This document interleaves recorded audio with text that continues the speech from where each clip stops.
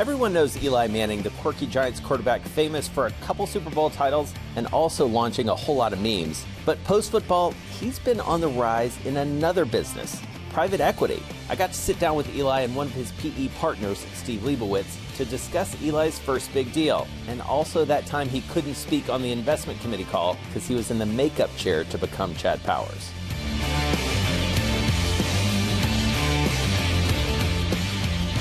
All right, so Eli, tell me about sports and private equity colliding. You're the manifestation of it. Like, how's this all working? You know, it's a funny time right now where sports are almost becoming an asset class in investing and in different ways that you can just be involved in sports. And it doesn't have to be an ownership of a team, but just adjacent to the sports world, whether it's apparel, whether it's equipment, whether it's real estate or the fan experience. And so it's just an exciting time. Excited, to kind of join the private equity world, but also the fact that kind of the first deal I ever did was in the sports world. Right. So it was a little easier for me to come in there, freely talk about it, and be passionate about what we were doing. Steve, talk about this idea of Eli being this almost like canary in the coal mine for like athletes into private equity. Athletes over time want to have more control over their brands. They want to have more control in general, not just be necessarily a paid spokesperson. That we think is a real trend. That, as well as thinking about private equity as opposed to venture, which historically, my partner Drew always says, athletes are the mentality they want to create the next 3 unicorns, not just one. It's not good enough. With our companies and in private equity, sometimes they have the opportunity to grow the companies, but without the same risk profile of venture. So we think that should be appealing for athletes, and Eli, as you mentioned, is kind of on the forefront of that. All right, so Eli, your first deal, it's a uniform company. Tell us about discovering it and working on it. Since I joined BVG, this was kind of the first deal that we were looking to acquire, and it's a Score Sports is the name of it, and it's a designer, manufacturer, seller of youth sports uniforms. I was excited just because I love youth sports. I purchase a lot of uniforms and youth uniforms for my own kids, and so and this was interesting to me because it's vertically integrated and they do everything in-house. The price point is at a much lower level than some of these other uniform companies, and so you could get a full kit for $18 to $20 instead of a family having to pay $100 for uniform. It was interesting for me just to learn the process of the private equity world, and I've pitched many products before but never pitched a company that I'm trying to encourage you or tell you why you might invest in this and give us money. And so being a part of this and how I can help grow this company, and from the marketing standpoint to the business management to the culture side of it, are all the things I'm looking to get involved in. Tell me about that pitch process, because one of the interesting things that it does, I think, is it brings you into contact with other former athletes as business people. So not looking across the line at them, not worried that they're going to knock your block off, but more the idea of saying, this is a deal I think you should do.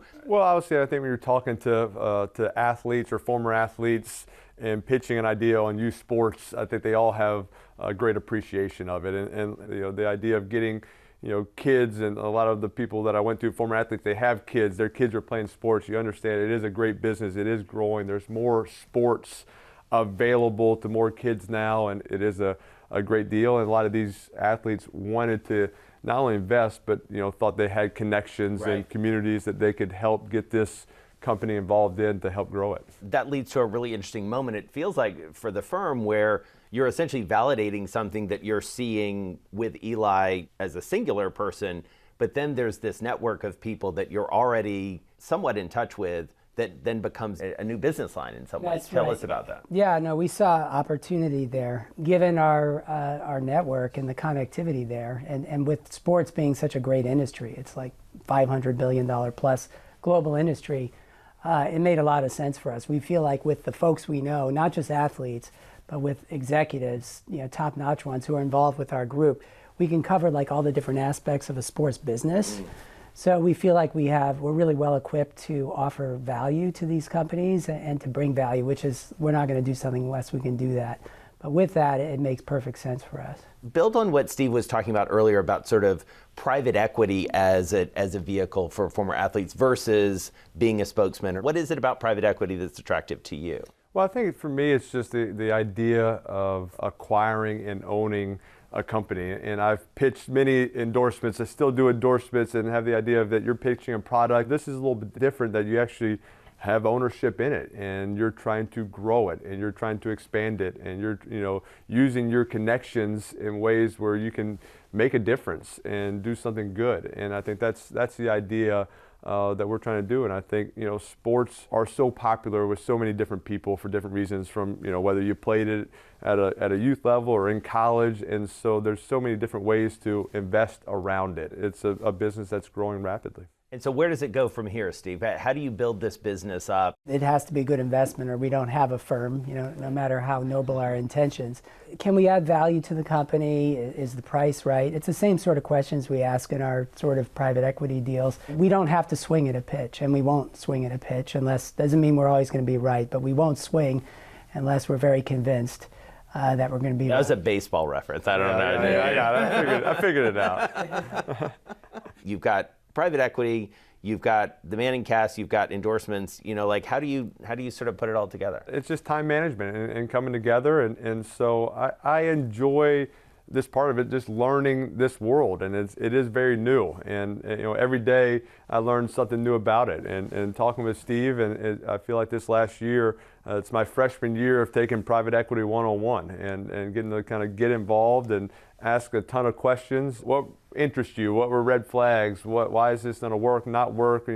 What do you like about it, don't? And for so long I was just doing football, and I was so focused on it. That's all I did, and still involved in the game, which I love, and getting to sit on my couch and watch football games and make fun of Peyton is exciting also, and you get to kind of view football in a different way, but also learning private equity and learning the business side and how businesses work and the culture around those businesses is all very interesting, and enjoy the learning process of it. Eli's time management skills, I have to say, they're unbelievable. Yeah. We have our weekly calls on Wednesday at 11 o'clock, I think.